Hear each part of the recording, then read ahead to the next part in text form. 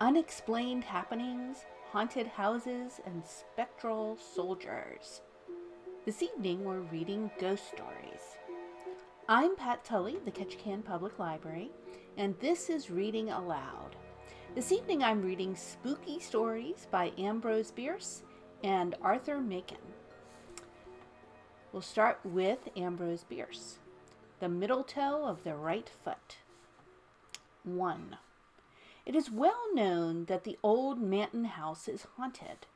In all the rural district near about, and even in the town of Marshall, a mile away, not one person of unbiased mind entertains a doubt of it. Incredulity is confined to those opinionated persons who will be called cranks as soon as the useful word shall have penetrated the intellectual demesnes of the Marshall advance. The evidence that the home is haunted is of two kinds.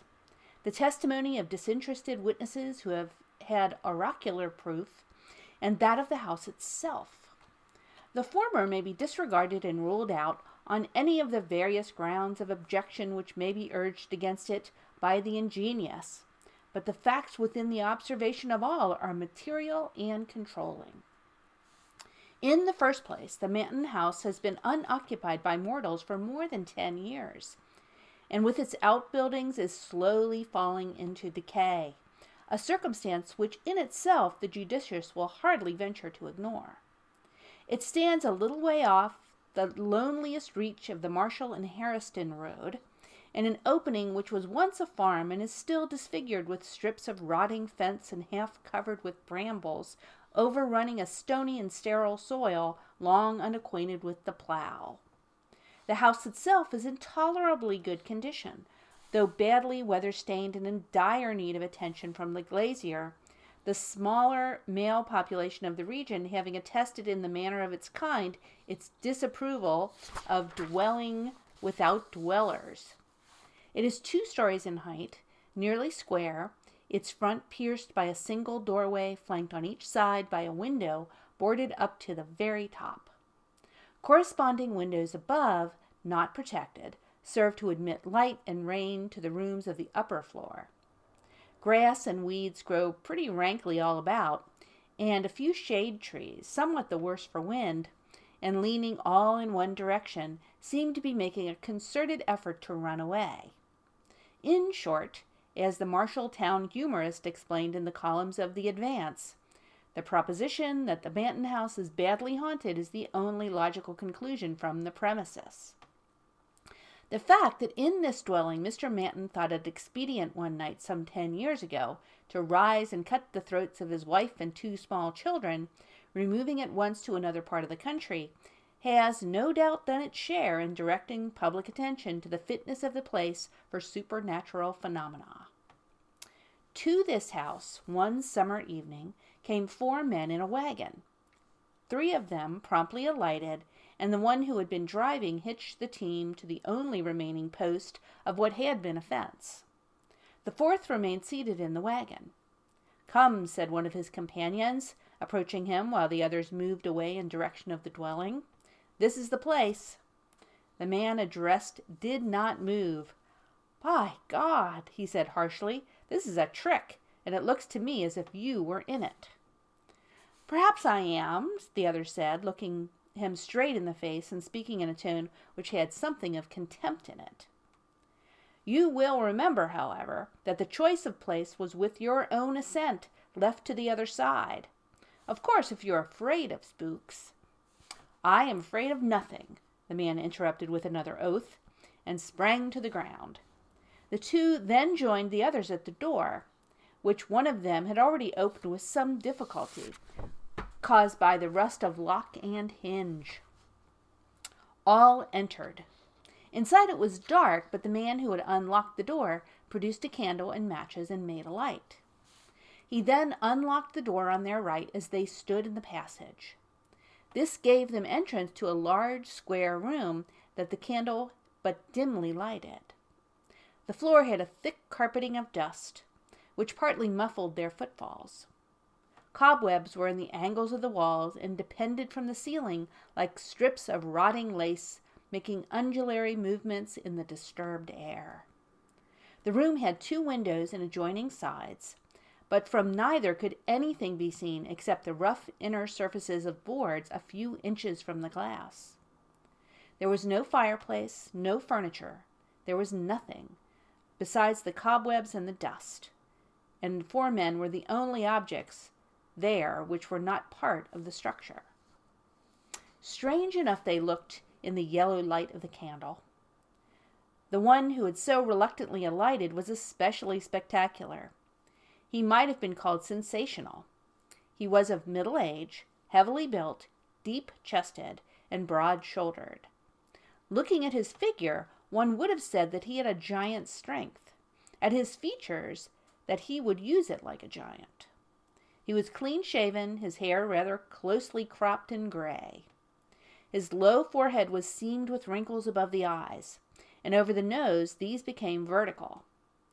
The heavy black brows followed the same law, saved from meeting only by an upward turn at what would otherwise have been the point of contact.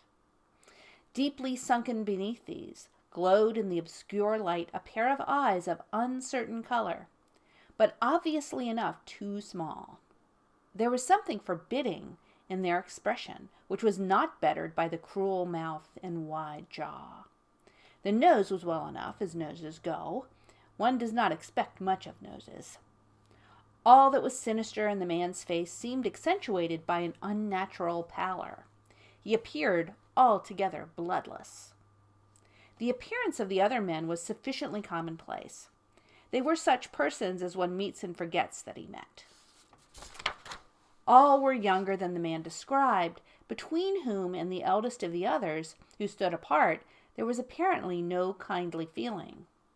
They avoided looking at each other. "Gentlemen," said the man holding the candle and keys, "I believe everything is right. Are you ready, Mr. Rosser?" The man standing apart from the group bowed and smiled. "And you, Mr. Grossmith?" The heavy man bowed and scowled. "You will be pleased to remove your outer clothing." Their hats, coats, waistcoats, and neckwear were soon removed and thrown outside the door in the passage. The man with the candle now nodded, and the 4th man, he who had urged Grossmith to leave the wagon, produced from the pocket of his overcoat 2 long, murderous-looking bowie knives, which he drew now from their leather scabbards. "They are exactly alike," he said, presenting one to each of the 2 principals, for by this time the dullest observer would have understood the nature of this meeting. It was to be a duel to the death. Each combatant took a knife, examined it critically near the candle, and tested the strength of the blade and handle across his lifted knee. Their persons were then searched in turn, each by a second of the other. "If it is agreeable to you, Mr. Grossmith," said the man holding the light, "you will place yourself in that corner." He indicated the angle of the room farthest from the door, whither Grossmith retired, his second parting from him with a grasp of the hand which had nothing of cordiality in it. In the angle nearest the door, Mr. Rosser stationed himself, and after a whispered consultation with his second, left him, joining the other near the door. At that moment the candle was suddenly extinguished, leaving all in profound darkness. This may have been done by a draught from the open door. Whatever the cause, the effect was startling. "Gentlemen," said a voice which sounded strangely unfamiliar in the altered condition affecting the relation of the senses, "Gentlemen, you will not move until you hear the closing of the outer door." A sound of trampling ensued, then the closing of the inner door, and finally the outer one closed with a concussion which shook the entire building. A few minutes afterwards, a belated farmer's boy met a light wagon which was being driven furiously toward the town of Marshall. He declared that behind the 2 figures on the front seat stood a third, with its hands upon the bowed shoulders of the other, who appeared to struggle vainly to free themselves from its grasp. This figure, unlike the others, was clad in white, and had undoubtedly boarded the wagon as it passed the haunted house. As the lad could boast a considerable former experience with the supernatural thereabouts, His word had the weight justly due to the testimony of an expert. The story, in connection with the next day's events, eventually appeared in the Advance, with some slight literary embellishments and a concluding intimation that the gentleman referred to would be allowed the use of the paper's columns for their version of the night's adventure. But the privilege remained without a claimant. 2. The events that led up to this duel in the dark were simple enough. One evening, 3 young men of the town of Marshall were sitting in a quiet corner of the porch of the village hotel, smoking and discussing such matters as 3 educated young men of a southern village would naturally find interesting. Their names were King, Sancher, and Rosser. At a little distance, within easy hearing, but taking no part in the conversation, sat a 4th. He was a stranger to the others. They merely knew that on his arrival by the stagecoach that afternoon, he had written in the hotel register the name of Robert Grossmith. He had not been observed to speak to anyone except the hotel clerk. He seemed, indeed, singularly fond of his own company, or, as the personnel of the Advance expressed it, grossly addicted to evil associations. But then it could be said, in justice to the stranger, that the personnel was himself of a too convivial disposition fairly to judge one differently gifted, and had, moreover, experienced a slight rebuff in an effort to an interview. "I hate any kind of deformity in a woman," said King, "whether natural or acquired. I have a theory that any physical defect has its correlative mental and moral defect." "I infer, then," said Rosser gravely, "that a lady lacking the moral advantage of a nose would find the struggle to become Mrs. King an arduous enterprise." "Of course you may put it that way," was the reply, "but seriously, I once threw over a most charming girl on learning quite accidentally that she had suffered amputation of a toe. My conduct was brutal, if you like, but if I had married that girl, I should have been miserable for life and should have made her so." "Whereas," said Sancher with a light laugh, "by marrying a gentleman of a more liberal view, she escaped with a parted throat." "Ah, you know to whom I refer. Yes, she married Machen, but I don't know about his liberality. I'm not sure, but he cut her throat because he discovered that she lacked that excellent thing in a woman, the middle toe of the right foot." "Look at that chap," said Rosser in a low voice, his eyes fixed upon the stranger. That chap was obviously listening intently to the conversation. "Damn his impudence," muttered King. "What ought we to do?" "That's an easy one," Rosser replied, rising. "Sir," he continued, addressing the stranger, "I think it would be better if you would remove your chair to the other end of the veranda. The presence of gentlemen is evidently an unfamiliar situation to you." The man sprang to his feet and strode forward with clenched hands, his face white with rage. All were now standing. Sancher stepped between the belligerents. "You are hasty and unjust," he said to Rosser. "This gentleman has done nothing to deserve such language." But Rosser would not withdraw a word. By the custom of the country and the time, there could be but one outcome of the quarrel. "I demand the satisfaction due to a gentleman," said the stranger, who had become more calm. "I have not an acquaintance in this region. Perhaps you, sir," bowing to Sancher, "will be kind enough to represent me in this matter." Sancher accepted the trust, somewhat reluctantly, it must be confessed, for the man's appearance and manner were not at all to his liking. King, who during the colloquy had hardly removed his eyes from the stranger's face and had not spoken a word, consented with a nod to act for Rosser, and the upshot of it was that, the principals having retired, a meeting was arranged for the next evening. The nature of the arrangements has already been disclosed. The duel with knives in the dark room was once a commoner feature of southwestern life than it is likely to be again. How thin a veneering of chivalry covered the essential brutality of the code under which such encounters were possible, we shall see. 3. In the blaze of a midsummer noonday, the old Manton house was hardly true to its traditions. It was of the earth, earthy. The sunshine caressed it warmly and affectionately, with evident disregard of its bad reputation. The grass greening all the expanse in its front seemed to grow, not rankly, but with a natural and joyous exuberance, and the weeds blossomed quite like plants. Full of charming lights and shadows, and populous with pleasant-voiced birds, the neglected shade trees no longer struggled to run away, but bent reverently beneath their burdens of sun and song. Even in the glassless upper windows was an expression of peace and contentment, due to the light within. Over the stony fields, the visible heat danced with a lively tremor, incompatible with the gravity which is an attribute of the supernatural. Such was the aspect under which the place presented itself to Sheriff Adams and 2 other men who had come out from Marshall to look at it. One of these men was Mr. King, the sheriff's deputy.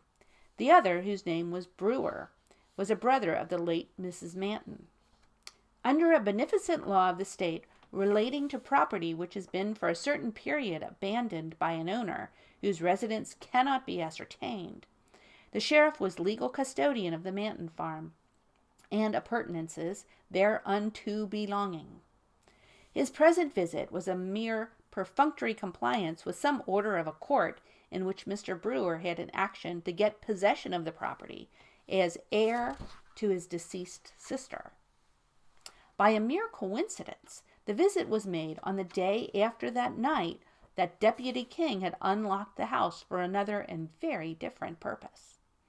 His presence now was not of his own choosing. He had been ordered to accompany his superior, and at the moment could think of nothing more prudent than simulated alacrity in obedience to the command. Carelessly opening the front door, which to his surprise was not locked, the sheriff was amazed to see, lying on the floor of the passage into which it opened, a confused heap of men's apparel. Examination showed it to consist of 2 hats, and the same number of coats, waistcoats, and scarves, all in a remarkably good state of preservation, albeit somewhat defiled by the dust in which they lay. Mr. Brewer was equally astonished, but Mr. King's emotion is not of record. With a new and lively interest in his own actions, the sheriff now unlatched and pushed open a door on the right, and the 3 now entered. The room was apparently vacant. No, as their eyes became accustomed to the dimmer light, something was visible in the farthest angle of the wall. It was a human figure, that of a man crouching close in the corner. Something in the attitude made the intruders halt when they had barely passed the threshold. The figure more and more clearly defined itself. The man was upon one knee, his back in the angle of the wall, his shoulders elevated to the level of his ears, his hands before his face, palms outward, the fingers spread and crooked like claws. The white face turned upward on the retracted neck had an expression of unutterable fright. The mouth half open, the eyes incredibly expanded. He was stone dead. Yet with the exception of a Bowie knife, which had evidently fallen from his own hand, not another object was in the room. In the thick dust that covered the floor were some confused footprints near the door and along the wall through which it opened. Along one of the adjoining walls, too, past the boarded-up windows, was the trail made by the man himself in reaching his corner. Instinctively, in approaching the body, the 3 men followed the trail. The sheriff grasped one of the outthrown arms. It was as rigid as iron, and the application of a gentle force rocked the entire body without altering the relation of its parts. Brewer, pale with excitement, gazed intently into the distorted face. "God of mercy!" he suddenly cried. "It is Manton." "You're right," said King, with an evident attempt at calmness. "I knew Manton. He then wore a full beard and his hair long. But this is he." He might have added, "I recognized him when he challenged Rosser. I told Rosser and Sancher who he was before we played him this horrible trick. when Rosser left this dark room at our heels, forgetting his outer clothing in the excitement and driving away with us in his shirt sleeves. All through the discreditable proceedings, we knew with whom we were dealing, murderer and coward that he was. But nothing of this did Mr. King say. With his better light, he was trying to penetrate the mystery of the man's death. That he had not once moved from the corner where he had been stationed, that his posture was that of neither attack nor defense, that he had dropped his weapon, that he had obviously perished of sheer horror of something that he saw, these were circumstances which Mr. King's disturbed intelligence could not rightly comprehend. Groping in an intellectual darkness for a clue to his maze of doubt, his gaze, directed mechanically downward in the way of one who ponders momentous matters, fell upon something which, there in the light of day and in the presence of living companions, affected him with terror. In the dust of years that lay thick upon the floor, leading from the door by which they had entered, straight across the room to within a yard of Manton's crouching corpse, were 3 parallel lines of footprints, light but definite impressions of bare feet, the outer ones those of small children, the inner a woman's. From the point at which they ended, they did not return. They pointed all one way. Brewer, who had observed them at the same moment, was leaning forward with an attitude of rapt attention, horribly pale. "Look at that," he cried, pointing with both hands at the nearest print of the woman's right foot, where she had apparently stopped and stood. "The middle toe is missing. It was Gertrude." Gertrude was the late Mrs. Manton, sister to Mr. Brewer. The end. So our next story is called The Bowmen, and it's by Arthur Machen. It was during the retreat of the 80,000, and the authority of the censorship is sufficient excuse for not being more explicit. But it was on the most awful day of that awful time, on the day when ruin and disasters came so near that their shadow fell over London far away, and without any certain news, the hearts of men failed within them and grew faint, as if the agony of the army in the battlefield had entered into their souls. On this dreadful day, then, when 300,000 men in arms with all of their artillery swelled like a flood against the little English company, there was one point above all other points in our battle line that was for a time in awful danger, not merely of defeat, but of utter annihilation. With the permission of the censorship and of the military expert, this corner may, perhaps, be described as salient, and if this angle were crushed and broken, then the English force as a whole would be shattered, the Allied left would be turned, and Sedan would inevitably follow.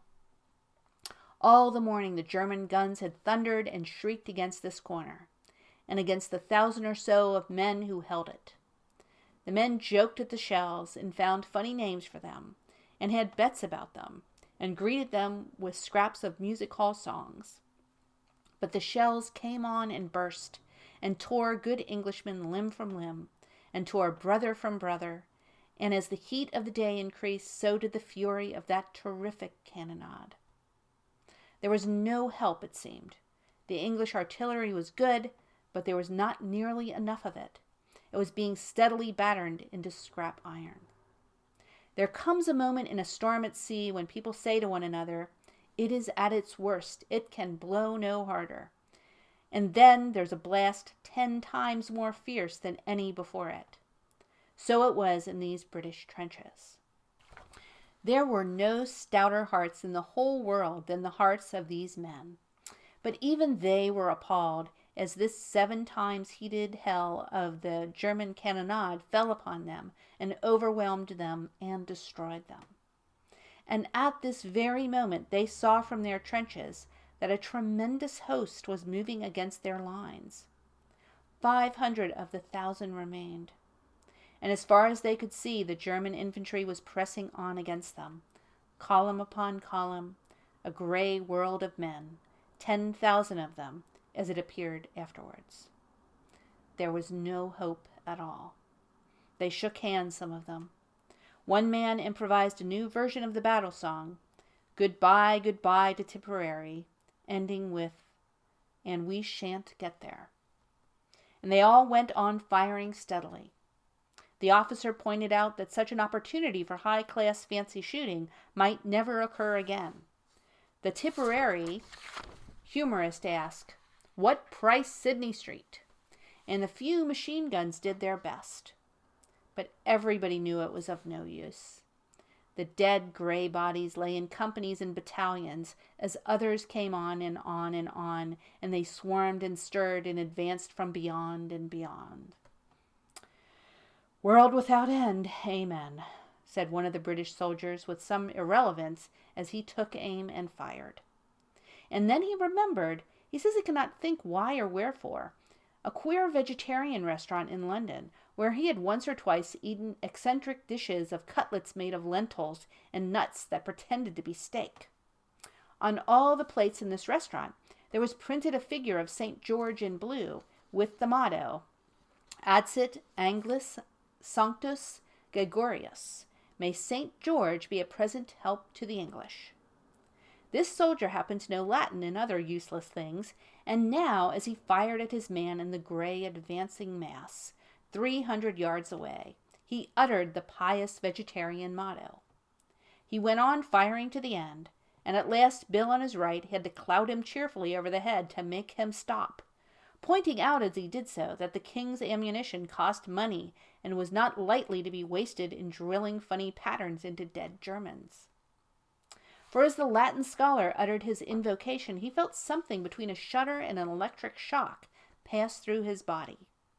The roar of the battle died down in his ears to a gentle murmur.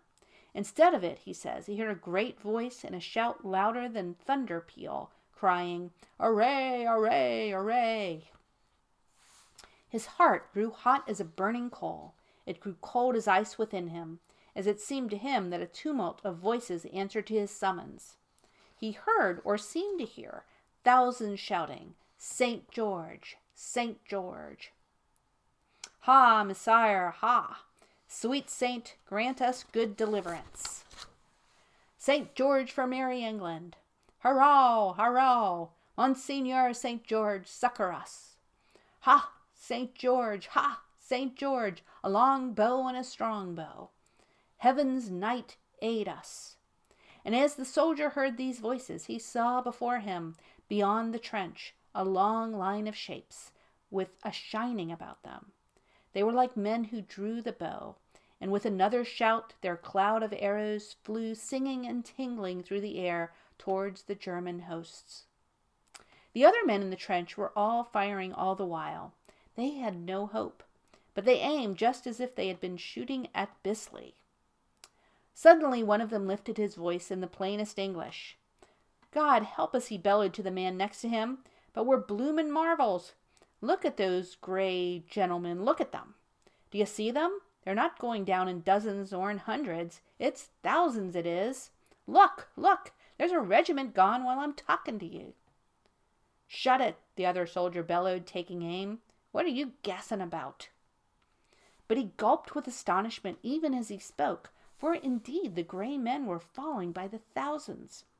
The English could hear the guttural scream of the German officers, the crackle of their revolvers as they shot the reluctant, and still line after line crashed on the earth.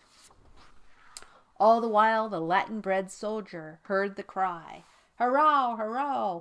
Monseigneur, dear saint, quick to our aid! St. George, help us! High Chevalier, defend us!" The stinging arrows fled so swift and thick that they darkened the air. The heathen horde melted from before them. "More machine guns!" Bill yelled to Tom. "Don't hear 'em!" Tom yelled back. "But thank God anyway, they've got it in the neck."